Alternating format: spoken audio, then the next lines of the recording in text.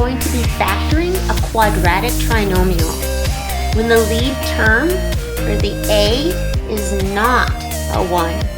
In our last video, a was a 1, but now we're going to have something like 3x squared plus 4x plus 10. There's going to be a number out front leading that trinomial that's not a 1. It still comes down to unfoiling it. To factor a trinomial means to unfoil it. So let's go focus back up on that standard form up there, that ax squared plus bx plus c. It's the result after we have foiled something. We have to figure out, what did we foil? Our firsts must have given us the ax squared. The middle term, the bx, comes from outsides plus insides. And the c, or the last term, comes from multiplying those lasts. But it's hard to follow with all the a's and b's and c's. So let's foil these two binomials, and then we'll factor or unfoil it. So we're going to go full circle. If I do firsts, I'd have 2x squared. If I do outsides, I'd have 6x. My insides are 5x. 6x plus 5x will give me 11x in this middle term.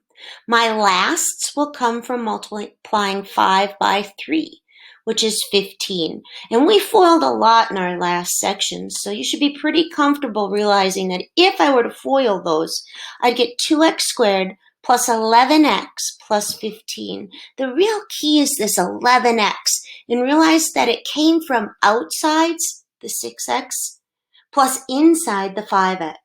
That's going to help us structure our factoring. So I'm going to take those binomials away, and let's look at this quadratic trinomial. We are going to factor it to get back to those two binomials.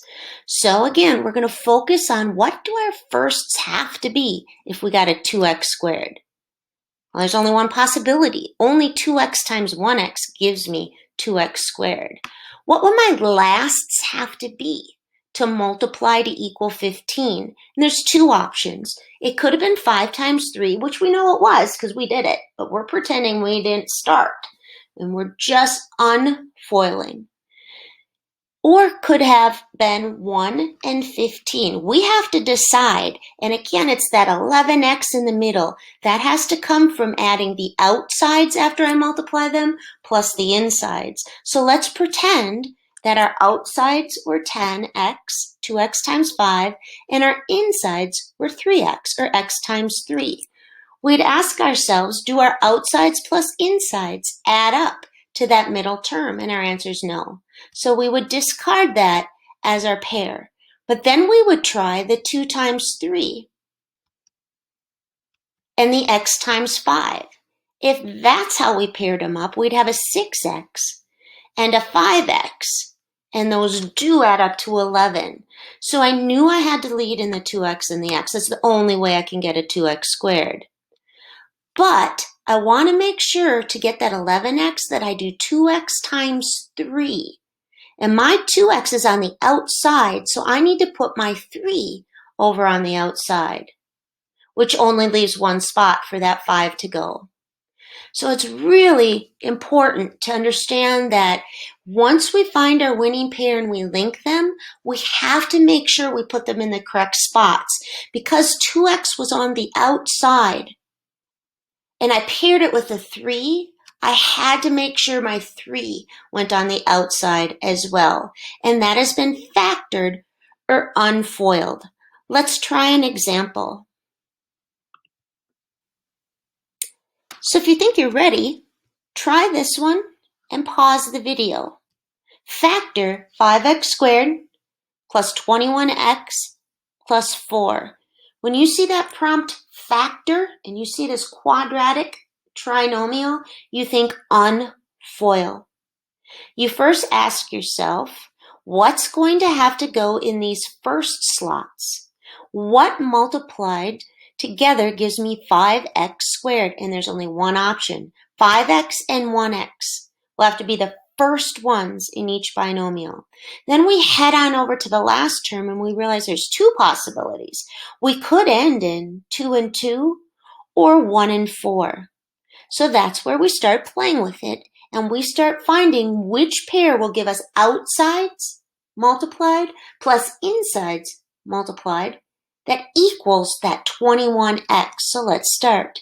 If we paired the 5x up with a 2 and the 1x up with the 2, we'd have 10x plus 2x, which isn't 21. So we would not structure it that way. Maybe we pair 5x up with a 1 and 1x up with a 4.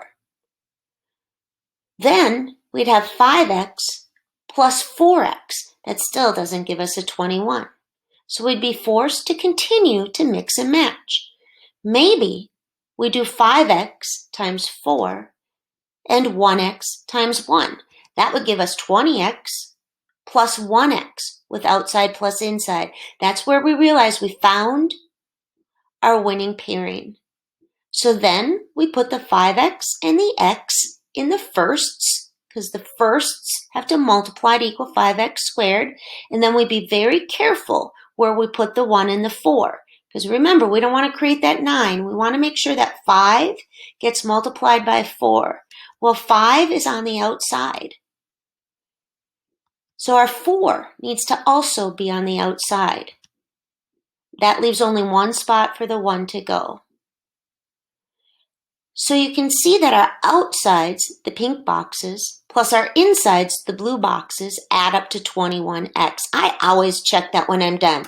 I kind of think of my thumbs pointing out, and I say 20x, and then I have them point in, and I say 1x, and those add up to 21x. You can always check by foiling.